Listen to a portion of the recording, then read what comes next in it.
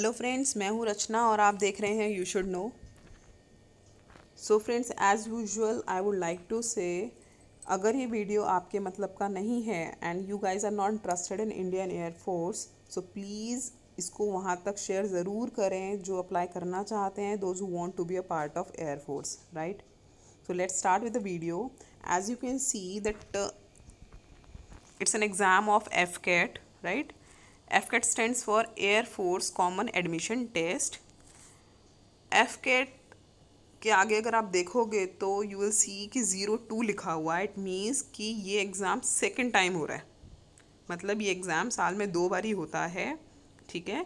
तो जो first exam है वो फरवरी में हो चुका है, तो ये सेकेंड एग्ज़ाम है। दोनों का पैटर्न सेम रहता है, सब कुछ सेम रहता है, बस साल में 2 बार ही कंडक्ट कराया जाता है। Concern is this. अब देख लेते हैं, ये जो एग्ज़ाम है 2 तरीके की ब्रांचेस के लिए होता है, एक फ्लाइंग ब्रांच और दूसरी ग्राउंड ड्यूटी। ग्राउंड ड्यूटी में हमारे पास 2 सब पार्ट होते हैं, एक टेक्निकल और एक नॉन टेक्निकल। इन सबको हम डिटेल में आगे पढ़ेंगे, बस अभी आप इतना समझिए कि फ्लाइंग ब्रांच और ग्राउंड ड्यूटी में टेक्निकल और नॉन टेक्निकल। तो नॉन टेक्निकल से मैं आपको ये क्लियर कर दूं कि जो बच्चे होते हैं ना जिन्होंने 12th में कॉमर्स या आर्ट्स ली हुई होती है, तो वो भी नॉन टेक्निकल के लिए अप्लाई कर सकते हैं। तो इस डाउट को बिल्कुल दिमाग से निकाल दो कि साइंस के बच्चे ही एयरफोर्स में जा सकते हैं। एयरफोर्स में कोई भी जा सकता है। अभी हम इसके बारे में डिटेल में बात करेंगे कि अगर एयरफोर्स में जाना है तो आपको कौन सा डिपार्टमेंट मिलेगा, राइट। एनसीसी के लिए स्पेशल एंट्री भी होती है, इसका भी आपको डिटेल्ड इन्फॉर्मेशन मिल जाएगा इस वीडियो में। अब बात करते हैं कि आपको कब से कब तक अप्लाई करना है। 15 जून से 14 जुलाई तक आप कभी भी इस पोस्ट के लिए अप्लाई कर सकते हैं, इस टेस्ट के लिए अप्लाई कर सकते हैं। ये है इसका ऑफिशियल वेबसाइट, राइट, जहाँ पर जाके आप डिटेल इन्फॉर्मेशन पढ़ेंगे, अप्लाई करेंगे, जो भी डाउट है वो क्लियर करेंगे। नेक्स्ट, ये जो FCAT का एग्ज़ाम है मैन वुमेन दोनों के लिए है, तो सभी इसके लिए अप्लाई कर सकते हैं, कोई प्रॉब्लम नहीं है। बस एज का ध्यान रखेंगे, इसके बारे में हम आगे बात करने वाले हैं।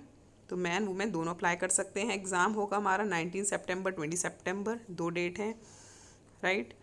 अब इन्होंने बहुत अच्छे से मेंशन किया हुआ है कि बिफोर अप्लाइंग इंश्योर कर लेना कि आपका जो एलिजिबिलिटी क्राइटेरिया है वो आप फुलफ़िल कर पा रहे हो, राइट। अगर आपका एलिजिबिलिटी क्राइटेरिया फुलफ़िल नहीं कर पा रहे हो तो कोई फ़ायदा नहीं है, बस फ़ीस भरने वाली बात है, क्योंकि वो कैंसिल कर देंगे।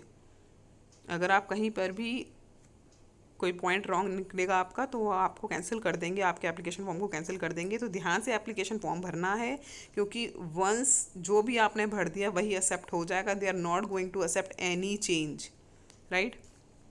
अब एंट्री, ब्रांच, कोर्स नेम और वैकेंसीज, ये सब आप बहुत ध्यान से पढ़ लोगे। SSC का मतलब बता देती हूँ, शॉर्ट सर्विस कमीशन, और PC का मतलब permanent commission, right. Permanent commission में क्या होता है कि आपको पूरी जॉब कंप्लीट करनी होती है टिल ऑल योर रैंक्स, जो भी रैंक्स होंगी उसके हिसाब से। SSC का क्या होता है कि 14 ईयर्स का भी होता है, 10 ईयर्स का भी होता है, वो हम डिटेल में बात करने वाले हैं। तो ये आप बहुत ध्यान से पढ़ लेंगे, ठीक है। नेक्स्ट आ जाते हैं नीचे। अब टाइप ऑफ कमीशन, जैसा कि हम अभी बात कर ही रहे थे, परमानेंट कमीशन और शॉर्ट सर्विस कमीशन। जो परमानेंट कमीशन होता है वो सिर्फ मेंस के लिए होता है, और जो शॉर्ट सर्विस कमीशन होता है मैन और वुमेन दोनों के लिए होता है। अगर आप फ्लाइंग ब्रांच में अप्लाई कर रहे हैं, राइट, तो जो आपका SSC का जो टाइम पीरियड होगा वो होगा 14 ईयर्स, जो कि नॉन एक्सटेंडेबल होता है। तो 14 ईयर्स तक ही आपकी जॉब होती है, बस उसके बाद में आपको जॉब लीव करनी पड़ती है। अगर आप ग्राउंड ड्यूटी की बात कर रहे हैं और टेक्निकल नॉन टेक्निकल की बात कर रहे हैं, तो यहाँ पर आपका जो पीरियड है, टाइम पीरियड है, वो 10 ईयर्स का होगा, जिसको हम आगे एक्सटेंड करवा सकते हैं till 4 years only, depend on the given conditions like service requirement, availability, vacancies, willingness, suitability and merit, right. ये तो बात हो गई SSC और PC की। अब आगे देख लेते हैं एलिजिबिलिटी कंडीशंस, जो कि बहुत ज़्यादा इंपॉर्टेंट है before applying for this. Indian citizenship होना ज़रूरी है। एज का ध्यान रखेंगे। फ्लाइंग ब्रांच के लिए अगर आप अप्लाई कर रहे हैं तो 20 to 24 ईयर्स तक ही अप्लाई कर सकते हैं। अगर आप ग्राउंड ड्यूटी के लिए अप्लाई कर रहे हैं तो 20 to 26 ही अप्लाई कर सकते हैं। Marital status through out your joining, right, through out your joining आप सिंगल ही रहोगे। ये जो FCAT का एग्ज़ाम है सिर्फ अनमैरिड लोगों के लिए ही होता है, डाइवोर्सीज के लिए भी नहीं होता, विडोज़ के लिए भी नहीं होता। अनमैरिड मतलब अनमैरिड, राइट। अगर मान लो आपका FCAT क्लियर हो गया, नेक्स्ट लेवल भी कंप्लीट हो गया आपका AFSB वाला, ठीक है, उसके बाद में आपकी ट्रेनिंग भी स्टार्ट हो गई। अगर आपने ड्यूरिंग ट्रेनिंग भी अगर शादी कर ली ना तो यू विल बी डिस्क्वालीफाई, ठीक है, तो जब तक आपका पूरा ट्रेनिंग पीरियड ख़त्म नहीं हो जाता, you guys are not allowed to get married.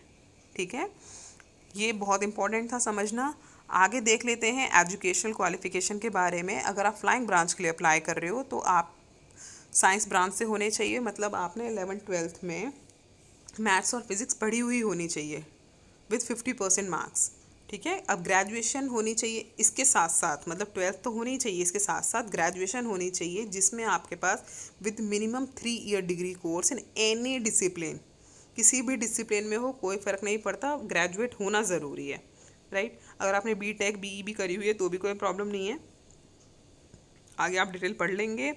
अगर आप ग्राउंड ड्यूटी के लिए अप्लाई कर रहे हो, टेक्निकल की बात कर रहे हैं हम, ground duty technical, 10+2 physics maths के साथ होनी चाहिए, 50% मार्क्स।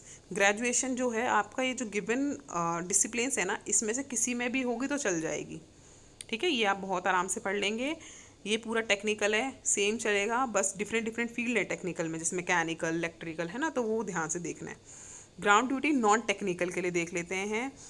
अगर आप नॉन टेक्निकल के लिए अप्लाई कर रहे हैं, मीन्स लाइक एडमिनिस्ट्रेशन, एजुकेशन, तो आप 10+2 किसी भी डिसिप्लिन में की हो, लाइक कॉमर्स वाला बच्चा भी अप्लाई कर पाएगा, साइंस वाला बच्चा भी अप्लाई कर पाएगा, नॉन मेड वाला बच्चा भी अप्लाई कर पाएगा, सारे बच्चे अप्लाई कर पाएंगे। और ग्रेजुएशन डिग्री होनी चाहिए आपके पास। राइट, एजुकेशन फील्ड में जाना है तो 12th होनी चाहिए इन एनी डिसिप्लिन, और पोस्ट ग्रेजुएशन होनी चाहिए विथ 50% मार्क्स। राइट, मेट्रोलॉजी में करना है तो पोस्ट ग्रेजुएशन होनी चाहिए in any stream, in the any given stream, आप ये ध्यान से पढ़ेंगे, विद मिनिमम 50% मार्क्स। और ग्रेजुएशन मैथ्स और फिजिक्स आपने पढ़ी हुई होनी चाहिए at graduation level. Post graduate भी होना है, लेकिन ग्रेजुएशन में आपके पास मैथ्स फिजिक्स होनी चाहिए विद 55% मार्क्स। आई होप इतना क्लियर होगा। Let's move to the next, आगे बढ़ते हैं। हाउ टू अप्लाई के लिए ये 2 आपको लिंक दे रखे हैं जिस पर जाकर आप अप्लाई करोगे। नेक्स्ट, ये सारा हो गया, आप फॉर्म भर दोगे, सारे हमें स्टेप बाय स्टेप डिटेल्स दे रखे हैं, how you have to fill this form. ठीक है, आप ये पेज नंबर देख सकते हैं। ठीक है, तो आप इस पर आराम से जाके फॉर्म फिल करेंगे। अब बात करते हैं, बहुत इम्पॉर्टेंट है एक टॉपिक, सिलेबस। राइट, हमें सिलेबस पता होना बहुत ज़रूरी है बिफोर दिस। तो इंग्लिश आएगी, ठीक है, इंग्लिश का आप सिलेबस देख सकते हैं, comprehension, error detection, sentence completion, filling in of correct word, synonyms, antonyms, तो ये इंग्लिश का सिलेबस हो गया। जनरल अवेयरनेस को आपको अच्छे से ध्यान से पढ़ना है, न्यूमेरिकल एबिलिटी और reasoning and military aptitude test. तो ये 4 टॉपिक हैं जो सिलेबस का पार्ट हैं।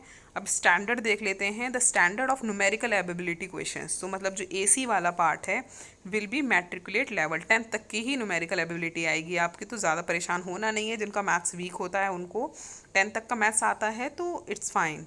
ठीक है, the standard of questions in other subject will be of graduation level, तो बाकी जो आपको दे रखा है सब्जेक्ट वो ग्रेजुएशन लेवल तक के क्वेश्चंस हो सकते हैं। प्रैक्टिस टेस्ट, हाँ, अगर आपको ये देखना है कि किस टाइप का पेपर आता है, you can download those question papers, practice test from these links. Right, I hope इतना क्लियर होगा।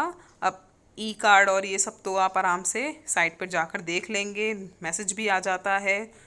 राइट, ये साइट है जहाँ पे एडमिट कार्ड डाउनलोड करोगे, ये फ़ोन नंबर्स हैं, for any doubt you can contact them.